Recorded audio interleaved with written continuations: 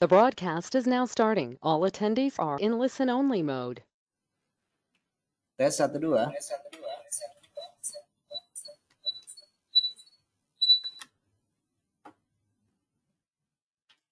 Halo, selamat sore kawan-kawan.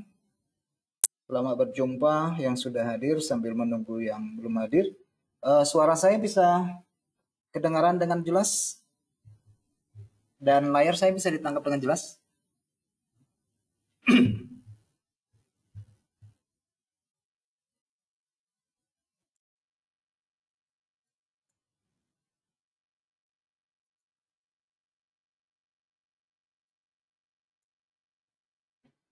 Oke, kawan-kawan sekalian, ini adalah webinar kita yang terakhir di tahun ini, di hari ini ya. Dan saya pikir saya sudah menyelesaikan kurang lebih ada 10 webinar selama tahun ini, terutama di bulan bulan November ya, Desember sudah ada 10 kali materi tentang basic dari Forex. Dan kawan-kawan, di tahun baru nanti bulan Januari akan kita mulai dengan analisa berdasarkan apa yang sudah kita pelajari dari 2 bulan ini. Dan tujuannya adalah supaya apa yang kita belajar dari webinar sebelumnya bisa kita terapkan di dalam menganalisa pasar ya, berdasarkan materi yang sudah kita pelajari. Dan pada hari ini kita akan berkenalan dengan trendline dan channel line serta funds, prinsip funds di dalam aplikasinya di dalam trading. Nah kawan-kawan, kita langsung saja mulai ya untuk sesi webinar kita yang terakhir ini untuk bulan Desember. Oke kawan-kawan, topik kita hari ini adalah menggunakan trendline dengan efektif. Dan kita akan mengenal lebih jauh fungsi dan kegunaan trendline di dalam transaksi forex, komoditas, saham, ataupun yang lainnya ya. Dan semuanya itu bisa masuk. Oke, buat teman-teman sekalian, saya sampaikan disclaimer dulu ya, bahwa materi yang saya sampaikan pada hari ini bukan sebagai rujukan untuk mengambil keputusan beli dan jual, tapi hanya sebagai informasi untuk memperluas wawasan dari teman-teman sekalian supaya bisa menjadi satu perbandingan dalam melakukan analisa. Dan ingat kembali bahwa perdagangan yang kita lakukan melalui produk finansial maupun turunannya itu mengandung resiko yang tinggi.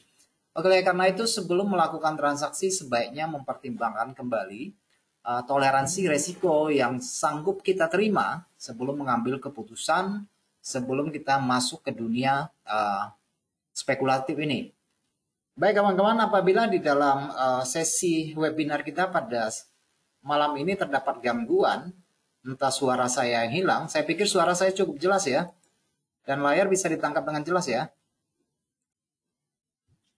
Oke. Nanti jika ada gangguan nanti saya tolong diinformasikan ya, atau teman-teman mungkin ada gangguan sambungan di line-nya masing-masing, mungkin perlu memeriksa kembali pengaturan dari device yang teman-teman gunakan. Dan jika memang dari saya, nanti saya tolong diinformasikan atau suara saya kurang jelas atau tangkapannya kurang jelas, nanti saya diinformasikan di kotak ya.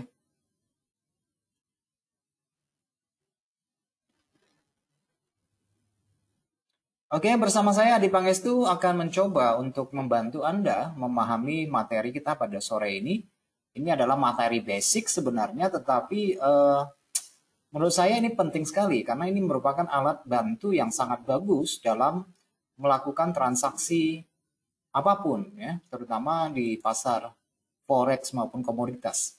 Jadi yang akan menjadi bahasan kita pada sesi malam ini menyangkut trend line, kemudian ada channel line dan prinsip fund ya.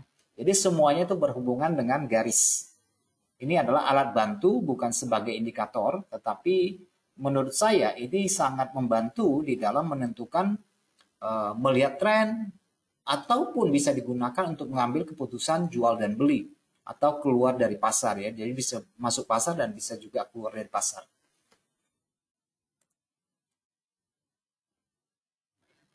Oke, kawan-kawan, ini trendline adalah alat teknis sebagaimana kita ketahui itu tersedia di tools.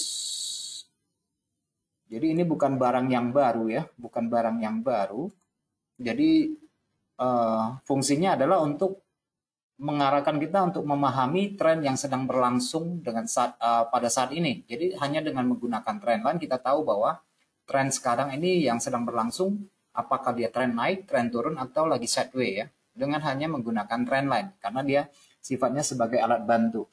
Jadi trendline ini sangat mudah sekali untuk diaplikasikan atau sangat mudah untuk digunakan dalam kegiatan perdagangan kita harian. Oke. Jadi ini bisa digunakan oleh siapapun, baik yang sudah profesional juga menggunakan, yang pemula juga bisa menggunakan, karena hanya simpel sekali, hanya menarik garis dan menghubungkan antara titik-titik tertentu untuk menentukan tren yang berlangsung. Dan tentunya nanti bisa dimanfaatkan untuk masuk keluar posisi perdagangan ya. Oke. Dan selain itu dia juga berfungsi sebagai support dan resisten. Oke, jadi sebagai support dan resisten dengan mudah untuk kita pahami nanti, dan ya tentunya ini akan meminimalkan kesalahan keputusan yang kita ambil. Oke, untuk minimal ya. Jadi apabila trendline ini dikombinasikan dengan indikator teknis lainnya, akan menghasilkan suatu strategi perdagangan yang menurut saya akan bisa memberikan peluang untuk mendapatkan penghasilan. Oke, jadi ini kita tinggal mencari strateginya yang cocok apa di dalam menggunakan trendline ya kawan-kawan. Untuk mencari peluang beli maupun peluang jual, mau keluar dari pasar atau masuk ke dalam pasar. Oke, selanjutnya kawan-kawan sekalian,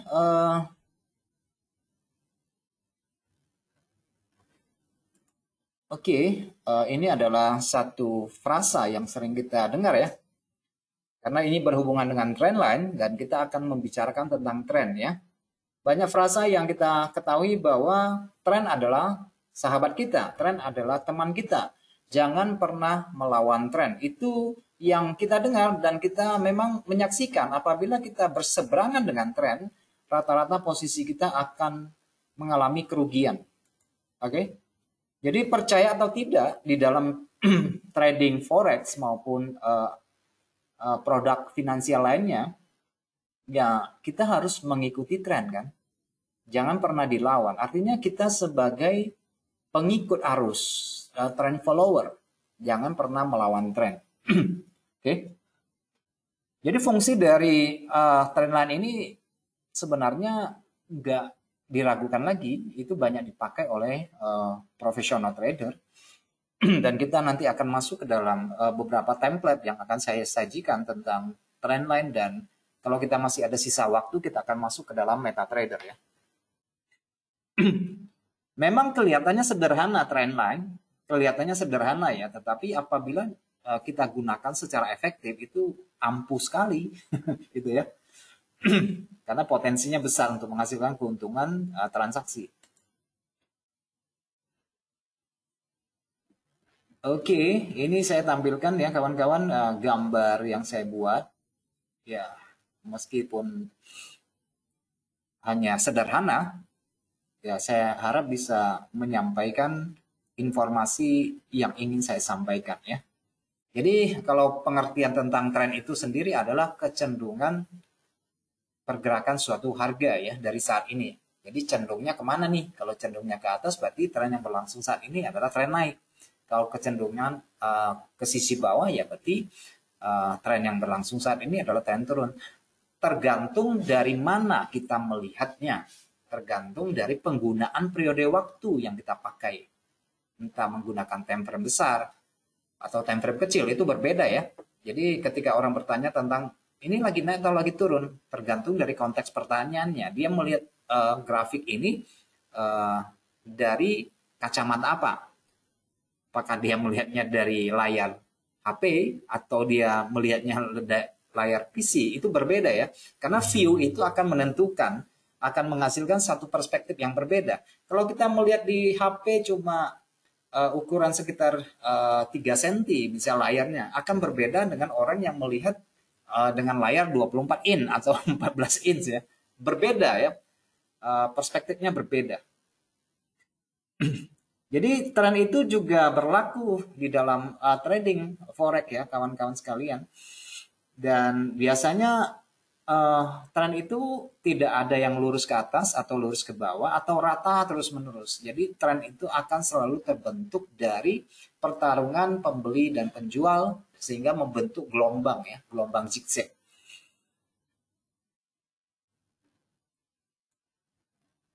Oke, sebagaimana yang kita pelajari dari teori Dawes bahwa tren itu memiliki 3 jenis, saya harap masih ingat ya. Tren itu ada 3 jenis, kawan-kawan sekalian. Ini adalah contoh dari uptrend. Kalau uptrend berarti kita akan mendapati harga puncak yang semakin meninggi dan semakin meninggi nantinya kan. Kemudian kita akan mendapatkan harga rendah yang semakin menguat ke sisi atas, maka bisa kita kategorikan ini adalah tren naik. Oke, jadi adalah high, kemudian higher low, kemudian higher high, higher low, dan selanjutnya. Nah, ini biasanya adalah pembentukan dari suatu tren naik. Oke, sementara yang berlawanan adalah downtrend ya, tren turun kita akan mendapati lower low, kemudian lower high, yaitu harga puncak yang semakin menurun dan harga lembah yang semakin menurun. Ya. Pucuk-pucuknya semakin turun, lembahnya semakin turun. Nah, kita kategorikan sebagai downtrend.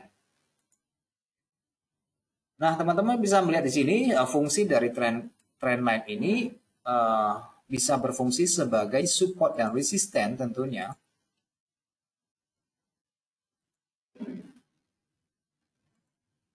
Oke ya, jadi dari tadi saya sudah ngomong kalau salah satu fungsi dari trendline itu adalah untuk mendapatkan proyeksi dari support yang akan datang atau resisten yang akan datang. Oke, jadi mungkin pada sentuhan yang ketiga, sentuhan keempat, kita akan memperoleh titik-titik pembalikan arah atau penembusan arah. Kawan-kawan sekalian, dengan mengetahui level support dan resisten, kita bisa sebenarnya untuk meminimalkan risiko. Artinya kita akan masuk pasar pada ujung-ujung dari sebuah gelombang zigzag ya. Jadi kita tidak masuk pasar dalam kondisi di tengah-tengah. Kita akan selalu membeli ketika harga mencapai area support dan menjual ketika harga mencapai area resisten. Itu yang kita mau dalam melakukan transaksi. Oke, seperti tampilan gambar ini kawan-kawan, kita cara menarik trendline adalah dengan menghubungkan dua titik tertinggi atau dengan menghubungkan dua titik terendah untuk mendapatkan proyeksi titik ketiga. Kan begitu ya? Trendline ini fungsinya seperti itu untuk mendeteksi kemungkinan pemantulan pada titik ketiga, keempat, dan kelima. Nah, ini dalam contoh yang saya sajikan ini saya menghubungkan titik 1 dan titik 2 untuk mendapatkan proyeksi titik ketiga. Dan titik ketiga ini akan berfungsi sebagai resisten, di mana kita akan mencari turning point-nya apakah pada poin ketiga itu kita bisa masuk pasar. Klarifikasinya apa? Alat bantu yang bisa kita gunakan untuk masuk pasar di poin ketiga apa saja? Nanti kita akan sandingkan dengan pola candle kah, atau ada alat bantu seperti indikator kah, seperti itu ya. Jadi kalau kita menggabungkan trendline ini dengan alat bantu ya, indikator bisa menjadi suatu sistem atau bisa menjadi suatu strategi untuk masuk dan keluar pasar. Oke, kita bisa mendapatkan poin yang ketiga di sini untuk masuk posisi ya. Kemudian pada sisi bawah saya coba menghubungkan dua titik. Titik rendah pertama, titik rendah kedua yang lebih tinggi untuk menghasilkan kemungkinan pantulan di poin yang ketiga seperti ini. Apakah di poin ketiga saya bisa mengambil satu tindakan keputusan untuk masuk pasar atau keluar pasar. Fungsinya seperti itu ya kawan-kawan. Nah, ini hanya menggunakan trendline. Bagaimana nanti kita aplikasikan dengan menggunakan alat bantu indikator. Tentu ini akan menguatkan alasan kita untuk masuk dan keluar pasar. Jadi tujuan dari pembelajaran trendline ini adalah untuk itu. karena dia merupakan alat bantu yang buat saya itu ya powerful sebenarnya, nggak bisa dipandang remeh ya, ini bagus ya. Nah, kita juga bisa melakukan revisi dari trendline ya. Revisi trendline seperti yang saya tampilkan seperti ini. Mungkin kita pertama mendapatkan 2 titik di sini. Yang pertama 1 dan yang kedua di sini untuk mendapatkan proyeksi ketiga. Nah, apakah ada kemungkinan masuk pasar di poin yang ketiga? Kan gitu kan tujuannya kan untuk itu. Ternyata sesudah mungkin ada potensi untuk masuk pasar di sini untuk pada saat itu nanti kita jelaskan secara lebih rinci di dalam MetaTrader ya kawan-kawan. Ini hanya untuk tampilan teorinya ya. Nanti kita lihat ke dalam chartnya ya. Ternyata harga melampaui di sini. Jadi trendline ini bisa kita tarik lebih dalam. Oke. Nah, trendline ini yang saya buat di sini adalah outer ya. Jadi ini adalah outer trendline. Artinya trendline yang berada pada bagian atas atau bagian bawah, paling bawah dan bagian atas. Nah, sedangkan titik-titik ini trendline ini biasa disebut sebagai inner trendline ya. Ini adalah trendline bagian dalam, kurang lebih seperti itu. Nanti juga kita akan berkenalan dengan internal trendline ya dan sebagainya. Nah, apakah sesudah kita revisi untuk mendapatkan outer trendline ini, di sentuhan yang ketiga kita memiliki potensi untuk masuk pasar? Oke.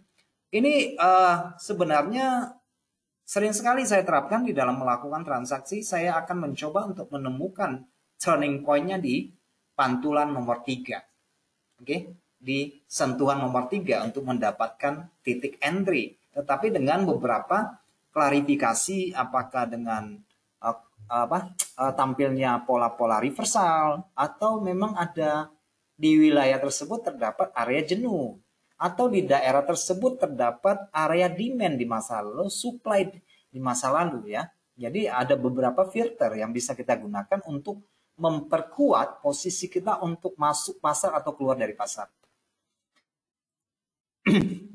Nah, dalam tampilan ini saya kombinasikan dengan oscilasi untuk menghasilkan suatu trading strategi ya. Jadi ini adalah menghasilkan strategi trading dengan trendline dengan kombinasi default indikator oscilasi yaitu stokastik.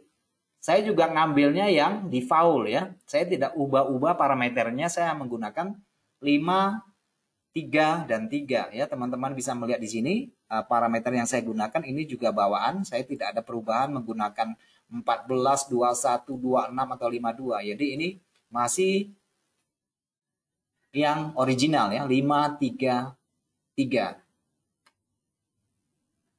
Oke, teman-teman bisa lihat oke ya.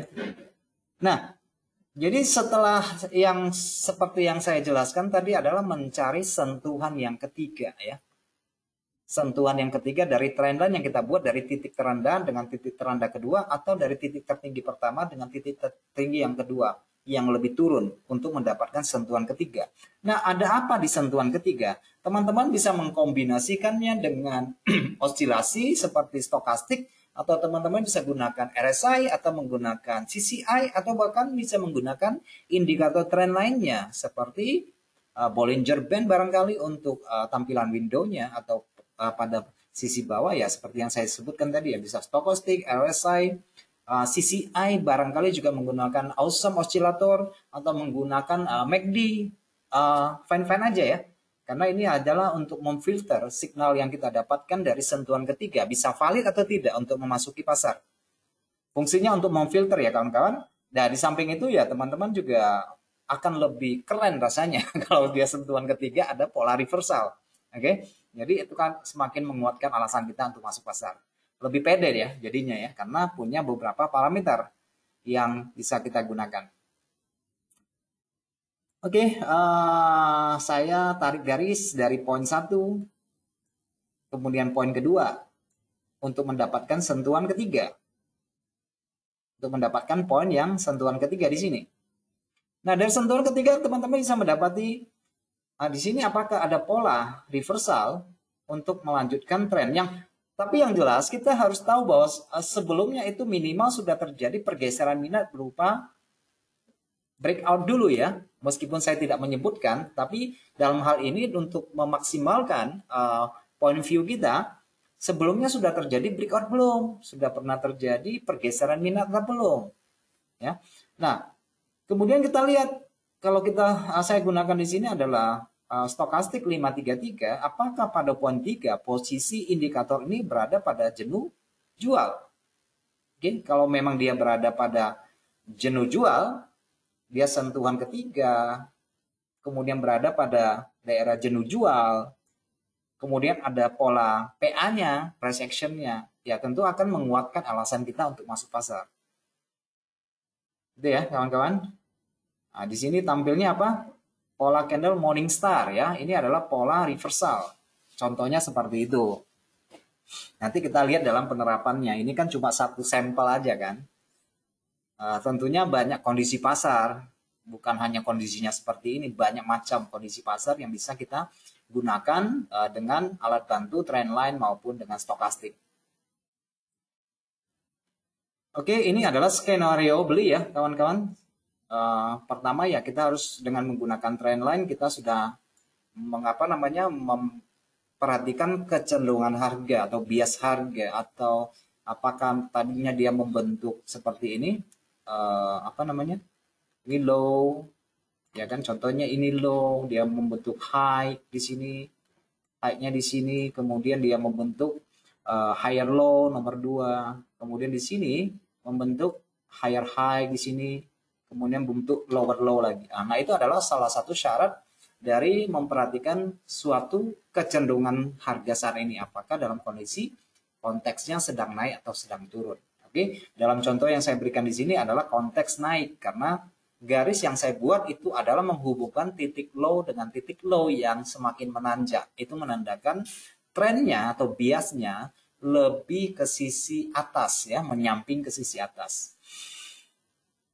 Nah, kalau ini informasi yang sudah kita dapatkan dari penarikan titik pertama dan titik kedua, harapan kita adalah menunggu koreksi ke poin 3. Ya, harapan kita adalah menunggu koreksi ke poin 3. Oke, jika koreksi sudah terjadi, kita bisa menunggu konfirmasi signal bullish dari indikator yang kita gunakan. Dalam hari ini, karena saya gunakan stokastik, saya akan melihat apakah kondisinya sudah jenuh jual ya, terjadi perpotongan kembali ke sisi atas. Kemudian ada baiknya juga kita bisa menggunakan alat filter yang lainnya seperti CCI, RSI atau MACD ya barangkali. Kemudian muncul pola candle Morningstar, wah itu akan semakin menguatkan alasan kita untuk masuk pasar ya.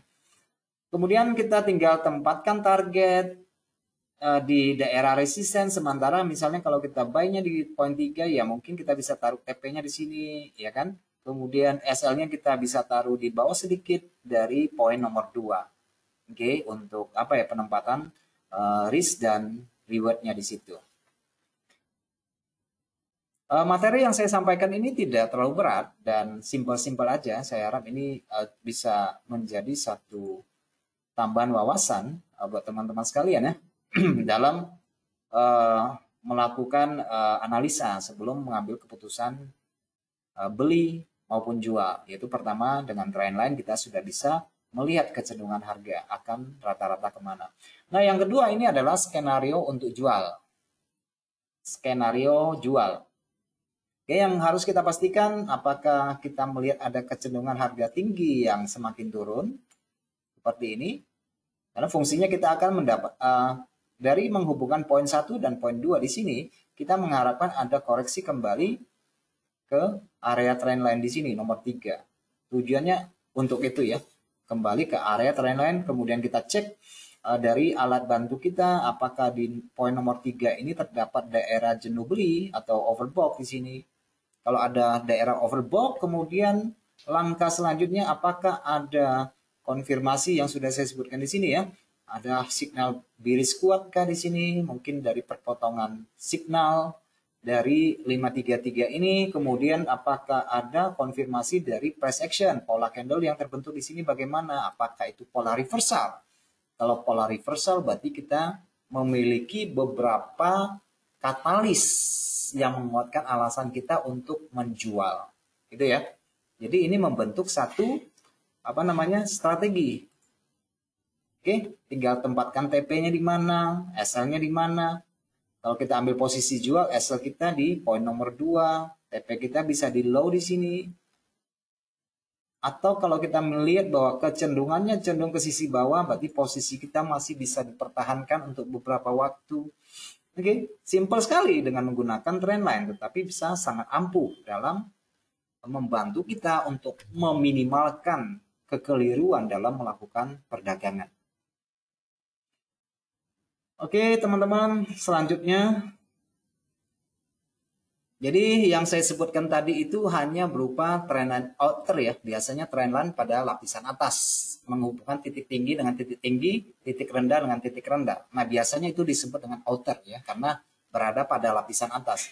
Jadi ini adalah alat bantu. Ini saya simpulkan.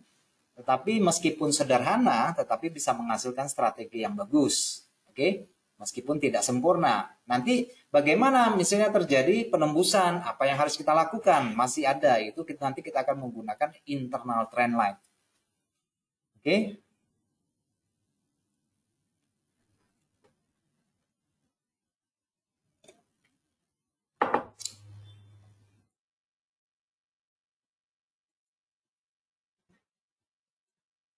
Oke ya, diperhatikan ya. Nanti bagi teman-teman yang belum sempat mengikuti webinar sebelum-sebelumnya, nanti bisa dicek kembali di website kita atau teman-teman bisa lihat di kanal YouTube. Oke, selanjutnya kawan-kawan sekalian di sini saya ada tambahan materi di sini yaitu mengenai channel line. Oke. Atau saluran ya, saluran itu channel. Bagaimana kita melihatnya? Jadi saluran harga adalah pola grafik yang kuat sama seperti trendline. Cuma ini kita paralelkan ya. Misalnya kalau kita sudah bentuk trendline, kita paralelkan ke sisi atas atau kita paralelkan ke sisi bawah untuk mendapatkan lorong. Lorong ini menunjukkan kecenderungan harga kemana. Oke?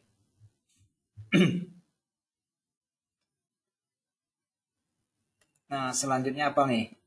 Langkah pertama dalam mempelajari cara mengidentifikasikan tren, selanjutnya termasuk menentukan di mana dan kapan harus memasuki perdagangan, di mana harus menempatkan stop loss, dan di mana harus mengambil keuntungan. Oke, ini contoh dari tren channel line ya. Ini contoh dari channel line.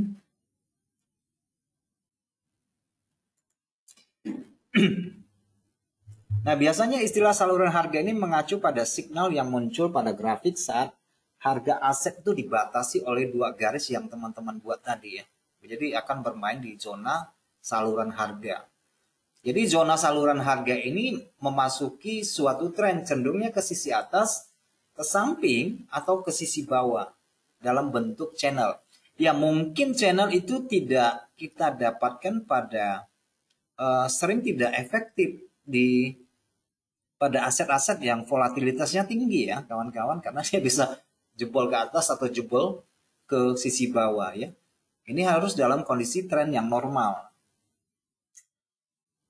Jadi saluran harga ini atau channel line ini sering digunakan oleh praktisi perdagangan tentunya secara teknis, yaitu untuk mengukur momentum yang sedang terjadi dan aksi dari harga aset untuk mendapatkan turning point, point entry, point masuk seperti fungsinya seperti trendline gitu ya. Cuma kalau ini kan dibatasi oleh lorong harga yang sifatnya paralel ya, kayak sorotan center seperti itu ya.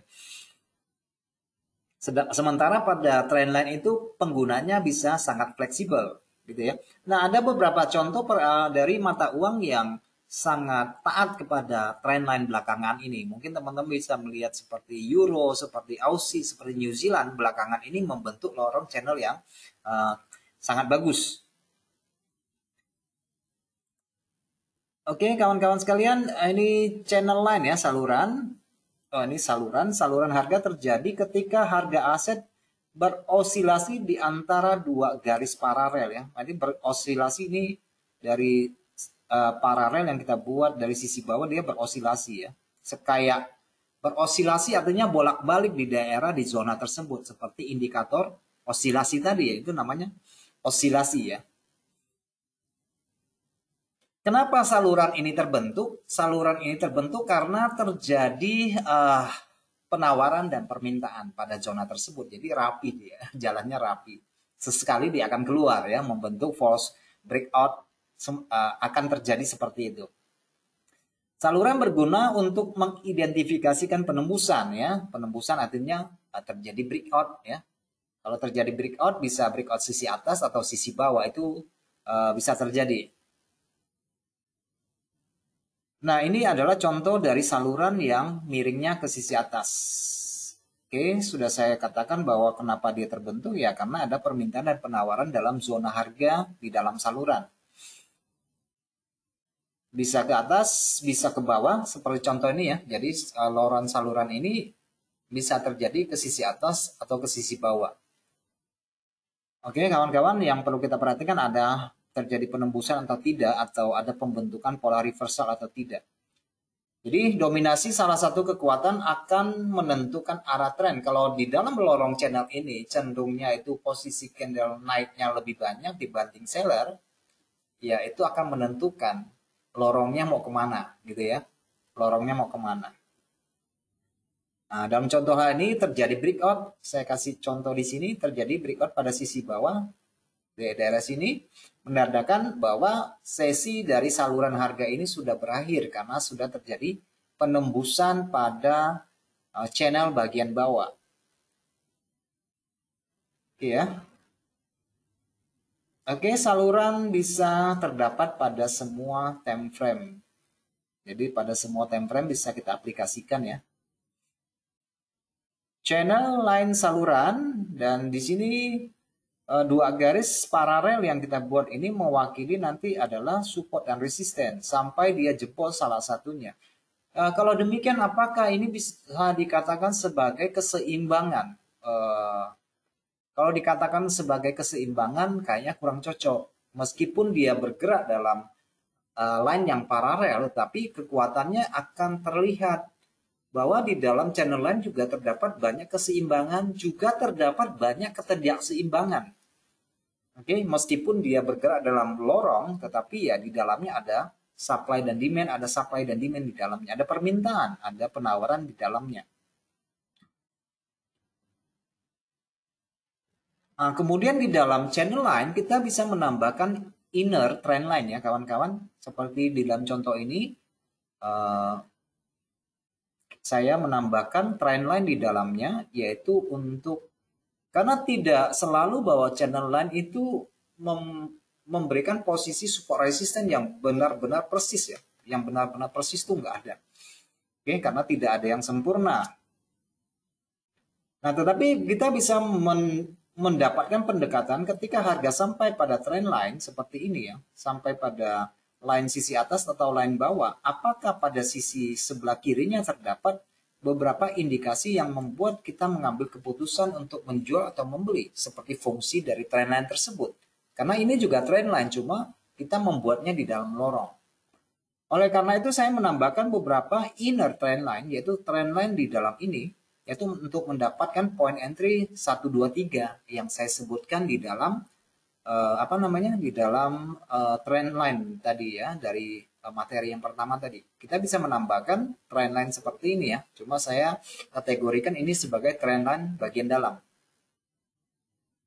Oke, kita bisa melihat trend line ini saya sebut sebagai inner trend line, bisa berguna ya untuk melakukan eksekusi posisi ya.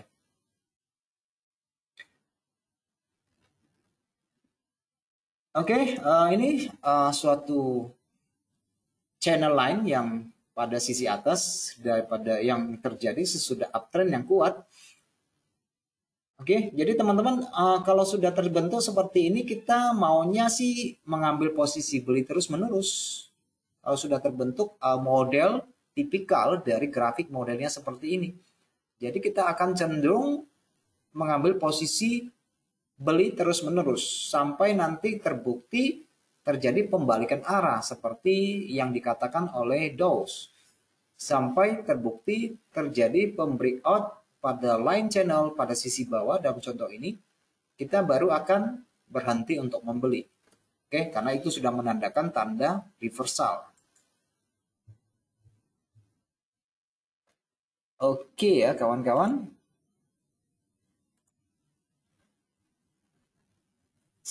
Ini selama tren turun, ini hanya kebalikan dari pernyataan saya yang pertama. Selama tren naik, seorang investor bullish mungkin ingin mempertahankan kepemilikan mereka di batas atas untuk mengantisipasi penembusan. Nah, ada kalanya ketika kita melakukan suatu pembelian untuk memaksimalkan harga, saya juga sudah sampaikan di dalam materi tentang Munihisa Homa, dia menyarankan kita untuk keluar ke pasar minimal dari keuntungan 70-80% kita sudah harus keluar sebagian posisi. Jadi tidak maksimal. Jadi biarkanlah sisa posisi itu bertahan sambil berharap bahwa terjadi penembusan penambahan momentum ke sisi atas. Oke. Tetapi apabila pada sentuhan yang ketiga atau yang keempat harganya mulai kehilangan momentum seperti ini, ada breakout pola reversal, ya posisi itu sebenarnya sudah kita bisa keluar semua. Oke. Semisal kita mendapatkan posisi buy pada sisi bawah, setiap penembusan ini yang kita harapkan supaya kita bisa menaikkan margin kita, bisa tambah posisi buy lagi, berturut-turut dari setiap pembentukan gelombang. Jadi artinya begini, kawan-kawan, kalau kita berada pada track yang benar, jangan kita puas hanya dengan 1-2 posisi. Kita bisa menambah posisi lanjutan dengan jumlah lot size yang lebih kecil ya. Ya kita kan mau mencari untung kan di dalam pasar. Jadi jangan puas hanya dengan 1-2 posisi kalau memang posisinya benar. Ya kalau posisinya salah jangan ditambah karena satu posisi ada 2 cukup ya. Satu posisi salah udah cukup, jangan ditambah dengan posisi yang ditambah dengan kesalahan yang lebih besar lagi, karena kita nggak akan pernah tahu harga itu akan naiknya sampai di mana, nggak ada batasan. Oke, ibaratnya tidak ada harga yang terlalu mahal dan tidak ada harga yang terlalu murah di dalam pasar mata uang, gitu loh. Jadi jangan kita ketika harga atau tren sedang berlangsung, jangan kita batasi akan sampai di mana, akan sampai di mana, akan sampai di mana. Biarkan saja karena trennya naik dalam contoh soal ini. Sampai terbukti terjadi pembalikan. Bagaimana terjadinya pembalikan? Kita akan lihat. Kalau kita menggunakan ilustrasi ini ya minimal dia ada terjadi penembusan pada daerah sini. Di trend line bagian bawahnya. Tapi ya minimal masa sih kita tidak menangkap kesempatan di sini untuk keluar pasar ketika harga terjadi strong move ke sisi bawah seperti ini. Dia naik kembali untuk retest. Ini daerah supply misalnya. Harusnya dari daerah sana kita sudah ada alertnya ya, yang mengingatkan kita untuk keluar dari pasar atau malah mengcounter pasar kan gitu ya, dengan harapan terjadi breakout seperti ini. Karena dari bentuk gelombangnya kan ini kan kenaikannya sudah lumayan tinggi, jadi ya poin-poin koreksi itu tentu ada gitu ya. Meskipun belum terjadi penurunan, tapi poin-poin koreksi pasti hanya ada. Oke, ini adalah beberapa jenis saluran, sama seperti tren. Teman-teman bisa melihat di sini ada 3 yang saya sampaikan di sini adalah channel line, saluran modelnya ascending atau model menaik, kemudian model menurun dan horizontal untuk daerah sideways. Teman-teman bisa melihat di sini kalau posisi naik atau mendapatkan bias naik seperti yang gambar ini, teman-teman akan mendapati ini adalah higher high, harga tinggi yang lebih tinggi, harga tinggi yang lebih tinggi, dan harga rendah yang lebih tinggi, harga rendah yang lebih tinggi. Nah, itu cara kita untuk melihat bias. Fungsinya apa? Fungsinya adalah untuk melihat kecenderungan pertumbuhan dari volume transaksi dari minat pasar untuk membeli lebih tinggi lagi, lebih banyak lagi, lebih tinggi lagi, lebih banyak lagi. Jadi fungsi dari ini adalah untuk melihat minat pasar bertumbuhnya ke arah mana, ke sisi atas atau ke sisi bawah. Nah, itu adalah kondisi yang harus kita lihat pertama ketika kita buka chart.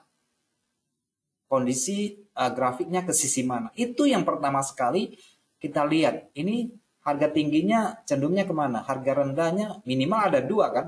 Miringnya kemana? Kan harus itu yang pertama. Bukan begitu buka chat kita langsung lihat medsos, tanya ini buy apa sell gitu ya. Bukan. Tujuannya bukan untuk itu. Tujuannya adalah untuk teman-teman bisa melihat kondisi pasar saat ini miringnya kemana nih. Apakah dia membentuk puncak gunung yang lebih tinggi atau puncak lembah yang lebih dalam. Gitu ya. Nah, itu akan memberikan satu informasi kepada kita. Oh, kita bisa tarik sebuah kesimpulan. Minat pasar ini sekarang nih cenderungnya naik nih. Kenapa naik? Karena dia membentuk harga tinggi yang lebih tinggi. Dan harga rendah yang lebih tinggi, harga rendah yang lebih tinggi. Atau malah sebaliknya. Atau hanya mendatar, membentuk pola sideways, membentuk membentuk harga high yang sama, equal high, membentuk low yang sama, equal low. Nah, kondisi pasar yang kita lihat hari ini seperti apa? Kalau kondisi pasar yang kita lihat ini pada emas hari ini, kalau kondisinya seperti ini, jangan di counter dulu gitu ya. Kira-kira jangan di counter dulu. Oke, kawan-kawan, di sini adalah tampilan dari rising channel, yaitu adalah ascending channel. Poin yang pertama ya tadi. Nah, ini kita akan lihat penembusannya ke sisi mana nih. Kalau memang dia penembusannya ke sisi atas, berarti kita bisa fix bahwa tren yang sudah terbentuk dari rising channel itu terjadi peningkatan momentum. Peningkatan momentum itu terlihat ketika dia menjebol pada sisi atas, kemudian melakukan retest dan melanjutkan perjalanan. Oke, jadi breakout itu memberikan satu indikasi ya minat bertambah di situ ya. Sebaliknya jika harga menembus garis bawah saluran, penurunan menunjukkan bahwa lebih banyak penjualan yang akan terjadi. Oke, dibalikkan aja catnya ya. Kalau dia membentuk falling channel ya terjadi pada penembusan sisi bawah ya berarti penurunan dapat terjadi lebih lanjut. Teknis saluran perdagangan sering bekerja paling baik pada aset dengan volatilitas sedang. Itu sudah saya sebutkan tadi. Jadi lorong channel ini cocoknya untuk aset yang volatilitasnya sedang. Bukan volatilitasnya boom ke atas, boom ke bawah. Bukan. Oke? Jadi ada pilihan asetnya ya. Saat volatilitas rendah, maka salurannya tidak akan terlalu besar. Yang berarti potensi keuntungannya juga lebih kecil. Kalau salurannya kecil, berarti potensi untungnya juga kecil. Tapi kalau salurannya lebar, berarti keuntungannya juga lebar.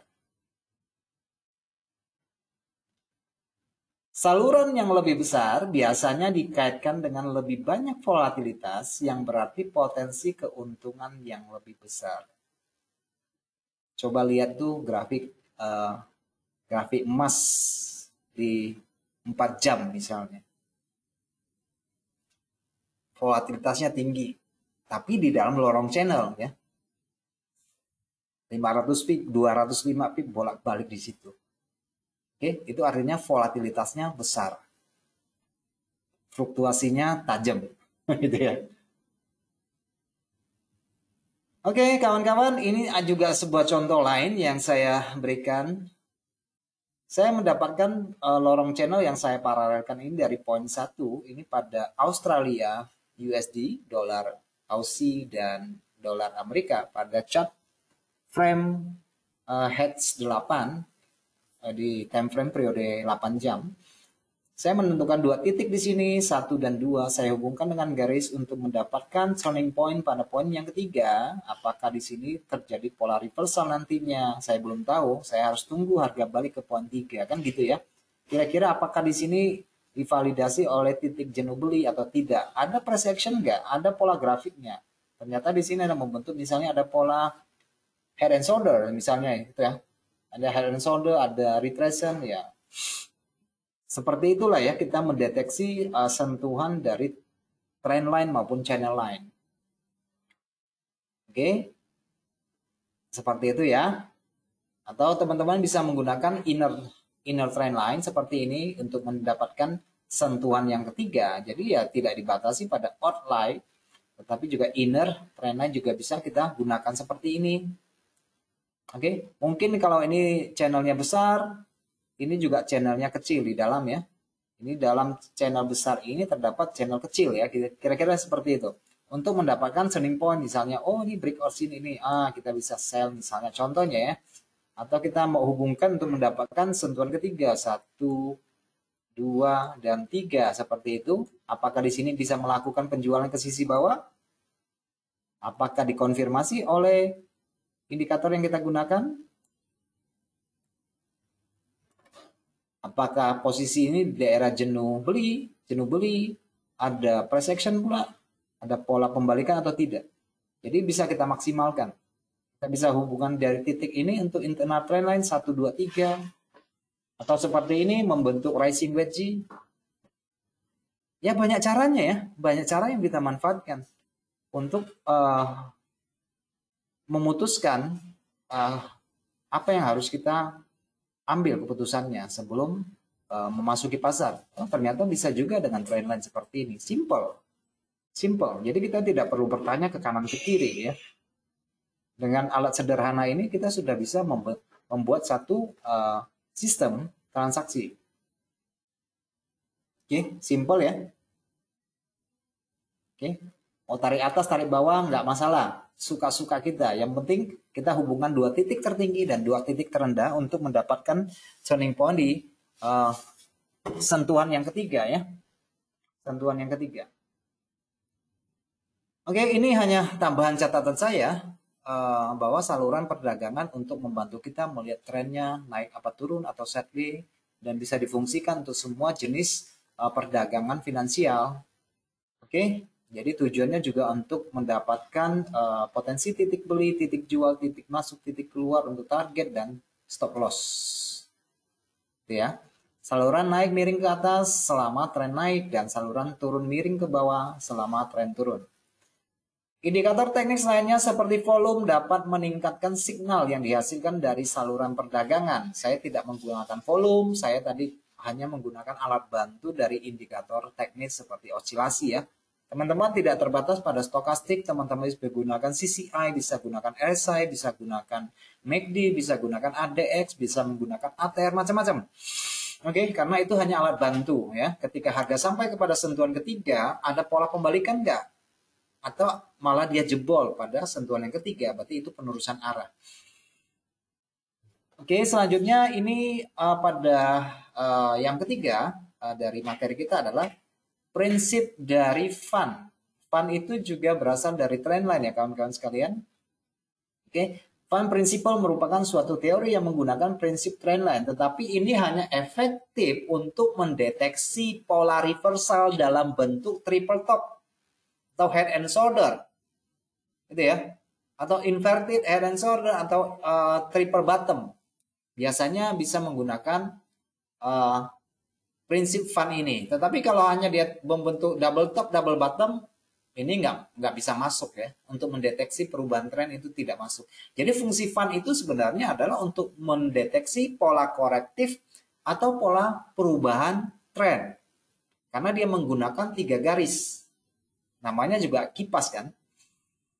Nah, waktu candle berhasil menembus trendline yang ketiga, itu merupakan validasi dari perubahan arah tren yang sedang berjalan. Jadi kalau sebelum menembus garis ketiga, ini belum bisa dikatakan sebagai perubahan tren.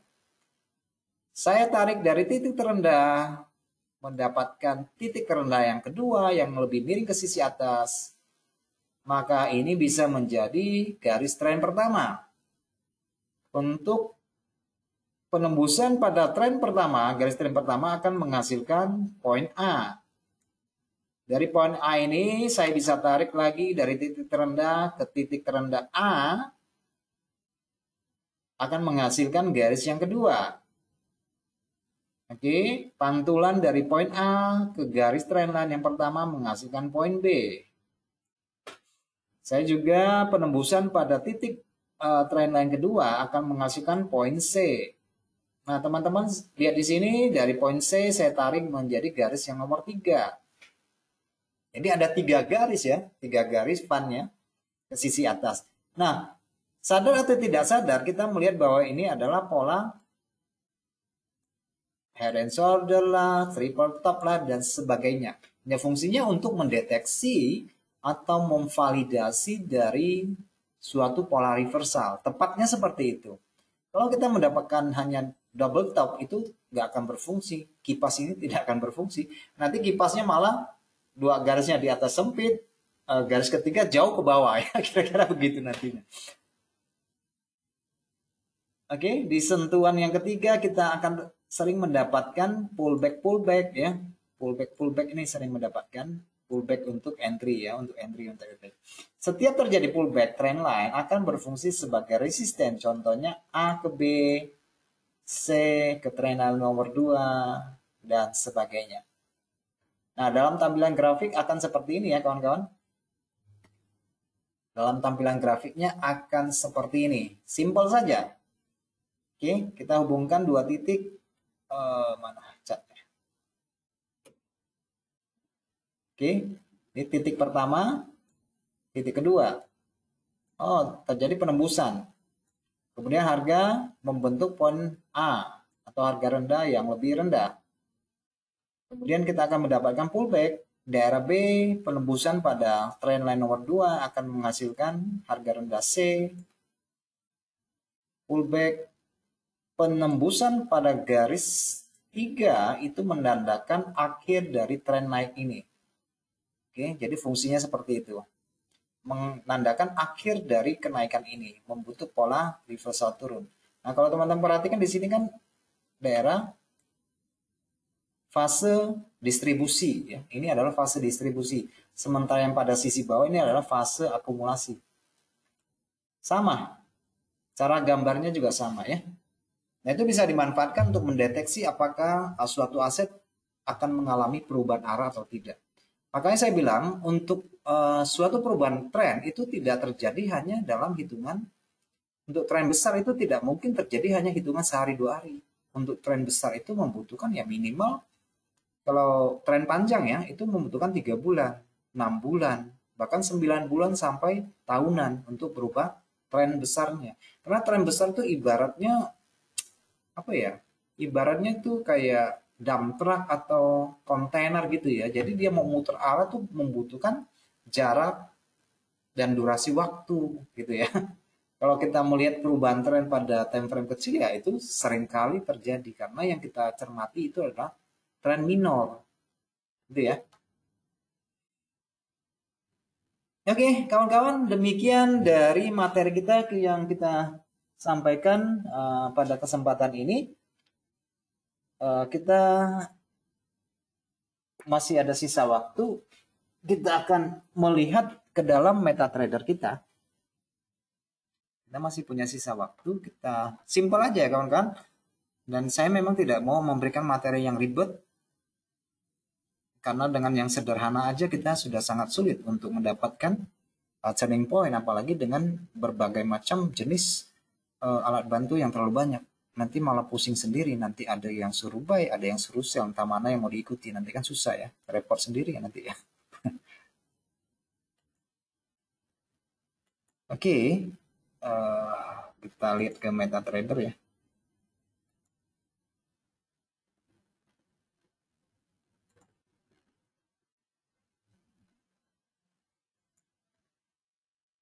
Oke, kita lihat ke MetaTrader sebentar ya.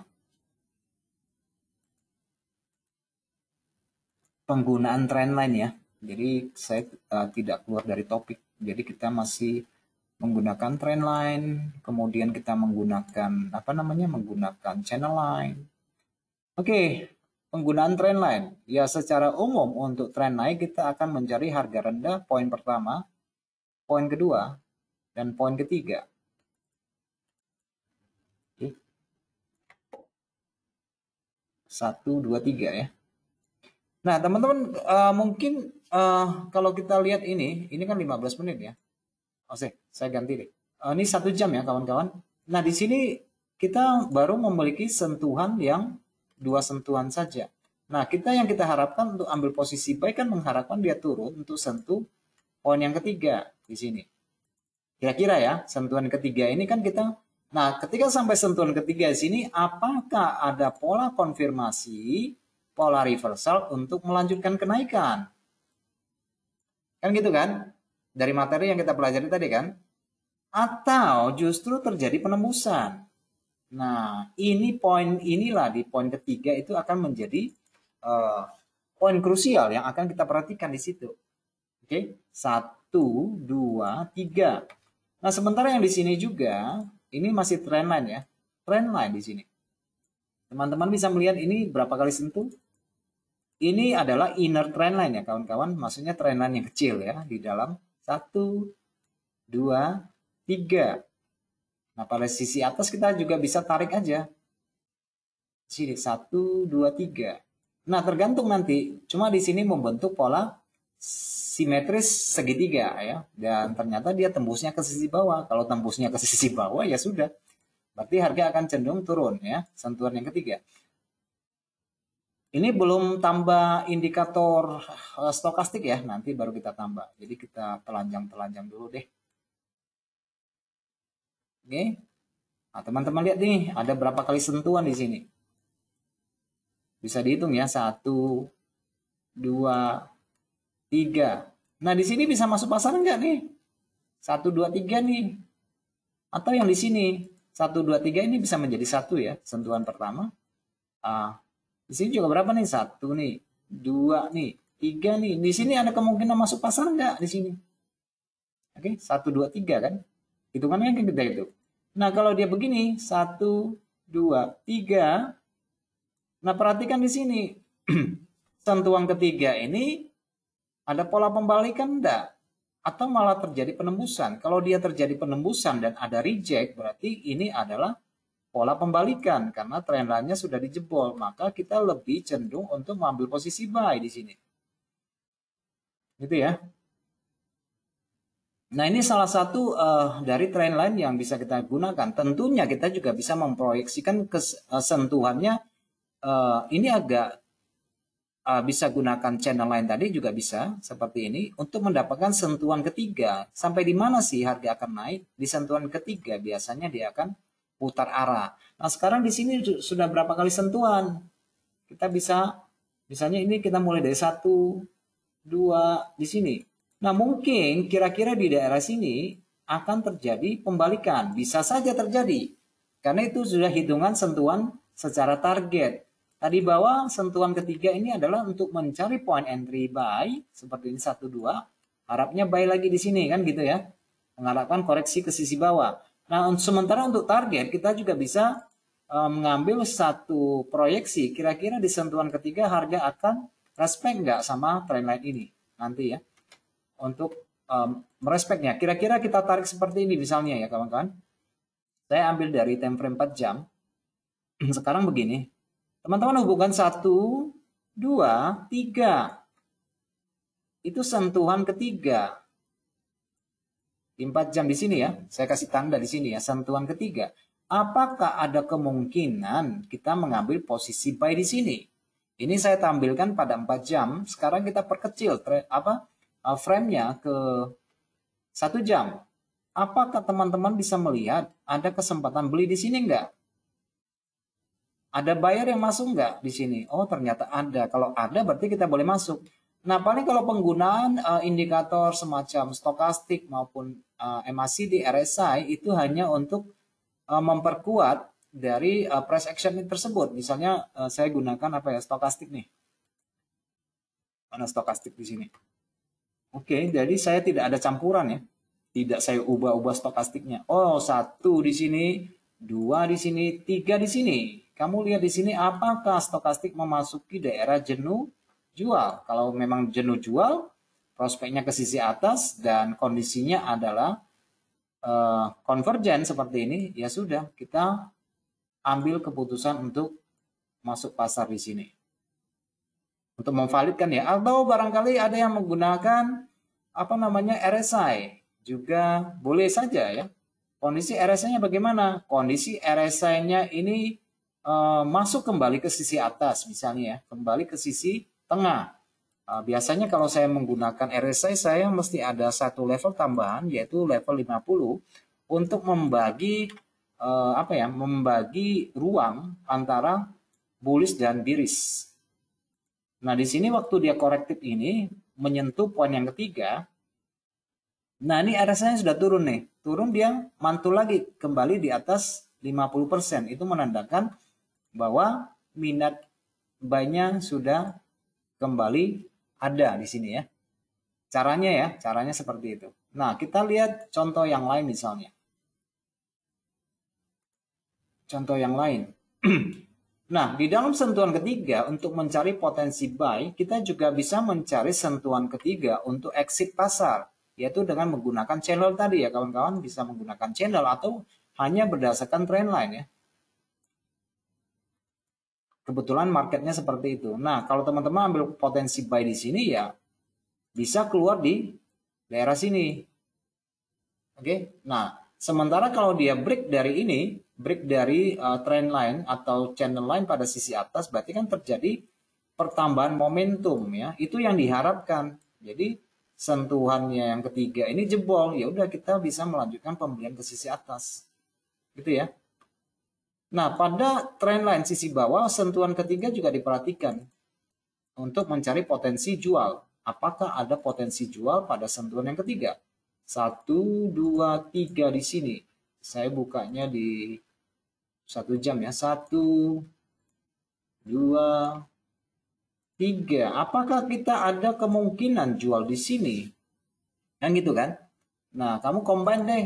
Ada pola nggak? Pola biris. Kalau saya besarkan seperti ini ya. Oh, ini pola reversal nih. Pola candle nih. Ya kan? Kita boleh sell nih. Dekat dengan, karena fungsi dari trendline ini kan sekarang berfungsi sebagai resisten. Berarti ada potensi jual di sini.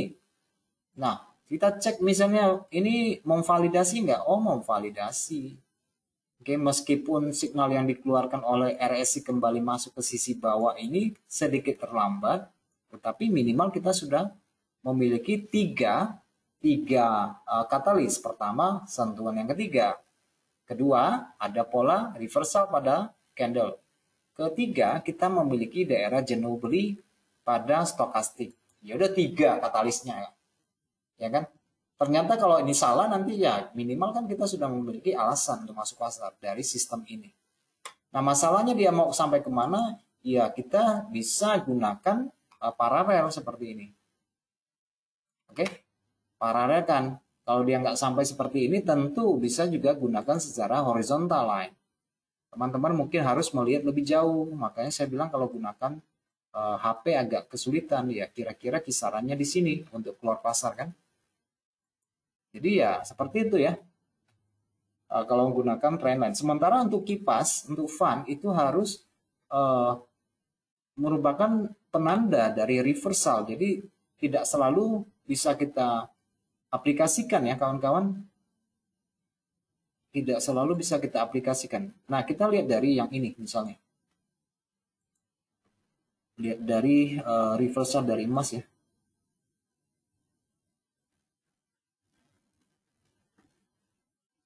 Sambil berjalan mungkin ada yang mau bertanya, silakan diketik di kolom ya kalau ada yang mau ditanyakan. Untuk trendline ya, untuk kipas fund ya. Nah, seperti ini kan jebol pertama ya. Tadi saya ada nyinggung nggak kalau kenaikan pertama itu saya menganggap ini bukan kenaikan. Oke, itu trendline pertama. Ini trendline yang kedua.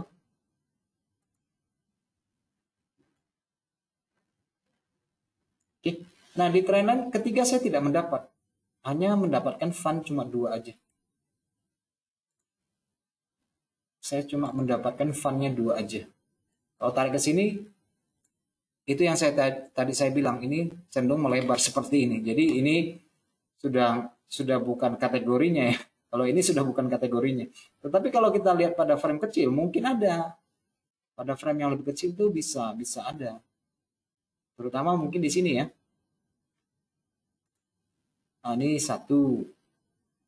Oke, 1. Ini 2. Ini 3. Ini bisa, yang ini bisa. Kalau kita pakai frame besar itu reversalnya cuma dapat 2 garis saja. Nah, ini bisa. Oke, 1, 2, 3. Nah, konfirmasi perubahan tren terbentuk ketika harga membreakout garis yang ketiga. Oh, ini sudah konfirmasi trennya sudah berubah. Oke, itu penggunaan dari itu ya, dari frame ya. Oke, jadi sebenarnya kita bisa menerapkan sistem ini sangat fleksibel, sangat sangat mudah sebenarnya. Yang simple itu belum tentu itu tidak baik ya, tapi yang simple-simple itu justru berguna. Misalnya coba teman-teman, kita mengubah titik ini dengan titik ini, maka kita akan mendapatkan harga exitnya di mana. Oke, jadi saya tarik di sini angka 1, angka 2. Dua harga tinggi yang sama miring ke sisi atas, maka kita akan ketemu yang nomor 3. Nah, di sini. Kelihatan nggak tuh? Kelihatan nggak di sini? Di sini. Kita punya zona exit di sini. Dari penarikan atas. Kita juga punya zona buy ketika kita menghubungkan titik 1, 2, 3 di sini. 1, 2, 3. Dan ini termasuk inner trend line, atau kita bisa merevisinya ke begini. Kita mencari poin yang ke nomor 3 untuk entry. Nah, kelihatan di sini. 1, 2, 3 di sini ya. Jadi alasan entrymu berdasarkan sentuhan yang ketiga dari trend line sudah bisa diterapkan pada perdagangan emas. Oke, simple sekali ya. Jadi ya kalau kamu tanya alasannya buy di sini ya, oh ternyata pakai trend line juga bisa ya. Paling nanti bisa ditambah katalisnya, mungkin di osilasi misalnya kan, stokastik tadi di sentuhan ketiga memangnya jenuh ya. Oh iya bener, jenuh di 4 jam misalnya gitu ya. Oh, bisa jadikan katalis untuk masuk pasar. Oh nggak kelihatan ya misalnya. Ya begitulah ya namanya sistem. Kelihatan ya? Nggak kelihatan di sini. Saya gunakan 4 jam ya, sentuhan yang lebih besar, lebih lebar dan lebih besar. 1, 2, 3. Jenuh, jual. Masuk nih. Oke. Itu dengan trendline ya. Nah, sekarang yang saya ingin perkenalkan adalah internal trendline ya. Internal trendline. Jadi harga yang memotong garis yang memotong harga. Garis yang memotong harga itu kayak kipas tadi ya. Jadi dia akan terjadi pullback pada garis tersebut. Misalnya begini, teman-teman hubungan 1, 2, 3, suatu saat ini mungkin harga akan respect pada sisi bawah. Itu ya maksud saya begitu. Atau yang ini 1, 2, 3. Jadi dipotong ya, dipotong, harganya dipotong, maka garis ini pada suatu saat dia akan menjadi resisten. Nah itu biasanya penerapannya untuk gelombang Wolfway itu sering digunakan. Oke, titik terendah dengan titik tertinggi seperti ini, titik terendah menghubungkan titik terendah seperti ini, atau dia memotong seperti ini untuk mendapatkan poin entry berikutnya. Nah itu internal trendline. Jadi mencari pantulan ketika harga memotong trendline seperti ini ya kawan-kawan. Iya kadang-kadang berfungsi, kadang-kadang juga terjadi bias. Namanya juga alat bantu kan. Nah kalau internal trendline seperti ini. Jadi dia hubungan 2 titik, dia dipotong harga. Suatu saat harga turun dia akan respect. Kenapa? Karena trendline ini berfungsi sebagai area penyeimbang ya. Jadi dia akan sentuh lagi di area sini. Makanya ada istilah namanya median line kalau menggunakan pitfall atau menggunakan deviasi yang lain itu ada garis tengahnya ya. Garis tengahnya itu akan respect biasanya begitu. Atau teman-teman tarik dari titik tertinggi ini, tarik titik terendah ini bisa menjadi internal trendline ketika harga turun untuk menjumpai titik dari line ini. Suatu saat akan terjadi seperti itu ya. Oke, kira-kira itu yang ingin saya sampaikan di dalam webinar pada kesempatan ini. Kira-kira ada pertanyaan nggak?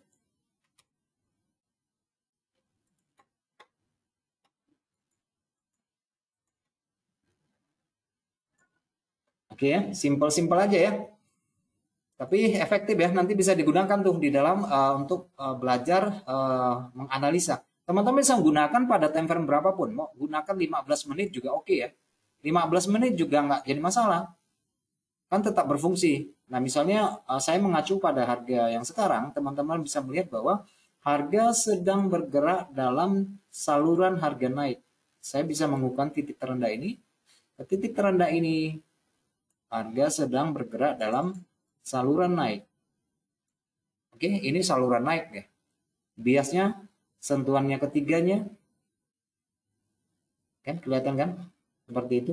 Atau nanti juga bisa direvisi, karena itu kan tergantung dari kepentingan kita. Titik terendah saya hitung dari sini, boleh nggak? Boleh. Nah, seperti ini. Jadi kalau dia break garis ini ya bisa menjadi satu alasan bahwa harga akan cenderung untuk menutup ke gelombang pembentukan dari mayor ini, dari mayor apanya ya, dari mayor saluran mayornya di sini, saluran utamanya. Nah, teman-teman juga bisa menghubungkan mencari median line dari harga terendah pada 1, 2, 3, 4 untuk mendapatkan band secara saluran harga. Bisa juga seperti itu. Jadi penurunan itu juga tidak mutlak harus sampai di garis bawah. Mungkin nanti sampai di sini di garis tengahnya atau median lainnya itu juga bisa terjadi pemantulan juga, gitu ya. Oke, ini pertanyaannya apa nih? Sudah 3 tahun, sangat powerful ya. Dan saya menyimpulkan semua teknik seperti SND ini masuk semua di dalam teknik ini. Probabilitasnya 85% selama saya pakai hanya dengan trendline channel. Mantap sekali, bro, Bibo. Jadi ya, namanya adaptasi dari teknis itu masing-masing orang ya, cocoknya di mana, cocoknya di mana. Dan ini berlaku dan Bro Wibowo ternyata lebih lebih apa ya, lebih worth it menggunakan trendline. Ya udah dimaksimalkan gitu ya, dimaksimalkan. Dan ini memang kalau trading itu tidak membutuhkan sistem yang ribet gitu ya, tidak perlu sistem yang ribet. Karena menurut saya ini juga alat bantu, dan indikator utama itu sebenarnya bukan di alat bantunya. Indikator utama itu adalah mata kita kan. Kalau kita salah melihat kan salah kan gitu ya. Jadi tampilan dari trendline ini ya sifatnya hanya membantu kita. Kira-kira seperti itu ya. Oke, jadi indikator yang bagus yang menurut saya ya mata kita. Jadi bagus sih. Saya menurut saya ini bagus karena saya kalau dalam dalam melakukan analisa juga menggunakan trendline. Simple, tinggal tarik-tarik aja, nggak usah pakai ribet lah ini jenuh jual atau jenuh beli. Karena bagaimanapun harga akan respect terhadap trendline. Karena dia sebagai harga terluar maupun harga tengah, ya buat saya ini merupakan titik titik dari keseimbangan harga. Kalau dia nggak seimbang nggak mungkin mantul gitu loh. Kalau ini nggak seimbang nggak mungkin mantul, makanya dia seimbang, makanya dia mantul gitu ya. Kira-kira begitu. Ya memang pasar fungsinya selalu akan mencari titik-titik di mana dia akan mantul. Simple sekali kawan-kawan. Simple sekali. Simple sekali. Bisa digunakan dimanapun, di time frame manapun. Mau disilang seperti ini juga efektif untuk mencari internal trend line, kapan kita harus keluar pasar, kapan kita harus masuk pasar. Simple sekali. Hubungkan titik tertinggi dengan titik terendah. Ini terendah misalnya kita hubungkan dengan titik tertinggi, maka dia akan menjadi internal trend line, bisa mencari pola apakah kemungkinan reject pada trend line yang ini. Ya cuma ya memang nanti cat kita akan kelihatan kayak sarang laba-laba saking banyaknya trend line yang digunakan.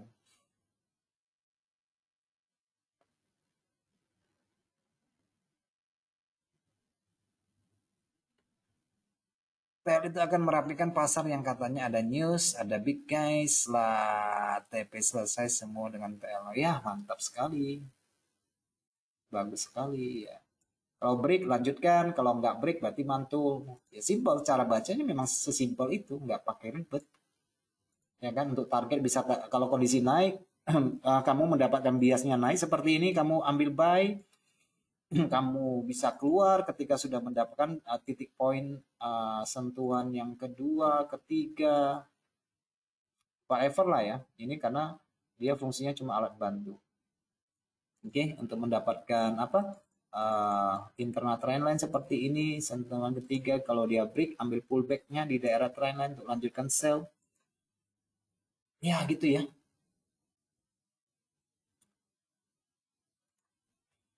Very good. Ini adalah alat bantu yang sangat bagus menurut saya. Oke deh, teman-teman sampai di sini ya. Ada kontak tele atau WA Pak? Aduh, telegramnya ada tuh. Kontaknya ada.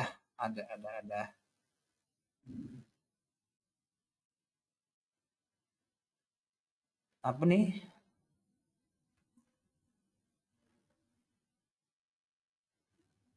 Tel custom.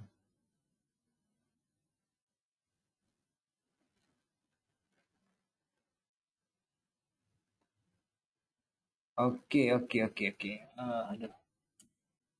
Bentar ya.